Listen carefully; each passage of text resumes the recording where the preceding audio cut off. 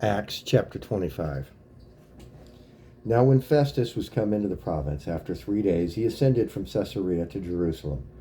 Then the high priest and the chief of the Jews informed him against Paul, and besought him, and desired favor against him, that he would send for him to Jerusalem, laying wait in the way to kill him.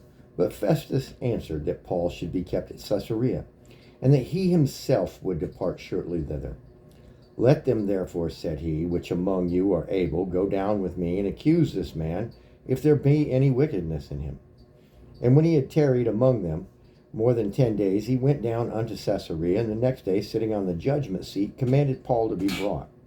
And when he was come, the Jews which came down from Jerusalem stood round about, and laid many and grievous complaints against Paul, which they could not prove.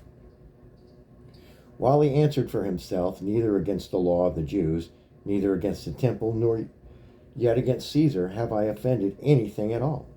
But Festus, willing to do the Jews a pleasure, answered Paul and said, Wilt thou go up to Jerusalem, and there be judged of these things before me? Then said Paul, I stand at Caesar's judgment seat, which I ought to be judged. To the Jews have I done no wrong, as thou very well knowest. For if I be an offender, or have committed anything worthy of death, I've refused not to die.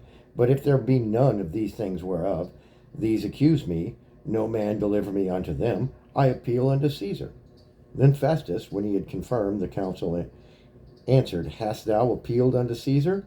Unto Caesar shalt thou go. And after certain days, King Agrippa and Bernice came unto Caesar to salute Festus.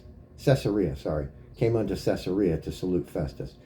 And when they had been there many days, Festus declared Paul's cause unto the king, saying, There is a certain man left in bonds by Felix, about whom, when I was at Jerusalem, the chief priests and the elders of the Jews informed me, desiring to have judgment against him.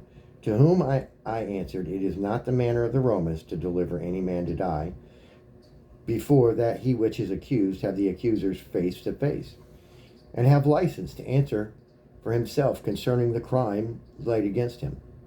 Therefore, when they were come hither, without any delay on the morrow, I sat on the judgment seat, and commanded a man to be brought forth, against whom, when the accusers stood up, they brought none accusations of such things as I supposed, but had certain questions against him of their own superstition, and of one Jesus, which was dead, whom Paul affirmed to be alive. And because I doubted of such manner of questions, I asked him whether he would go to Jerusalem, and there be judged of these matters. But when Paul had appealed to be reserved unto the hearing of Augustus, I commanded him to be kept, till I might send him to Caesar. Then Agrippa said unto Festus, I would also hear the man myself. Tomorrow, said he, thou shalt hear him. And on the morrow, when Agrippa was come, and Bernice, with great pomp, was entered into the place of hearing with the chief captains and the principal men of the city at Festus' commandment, Paul was brought forth.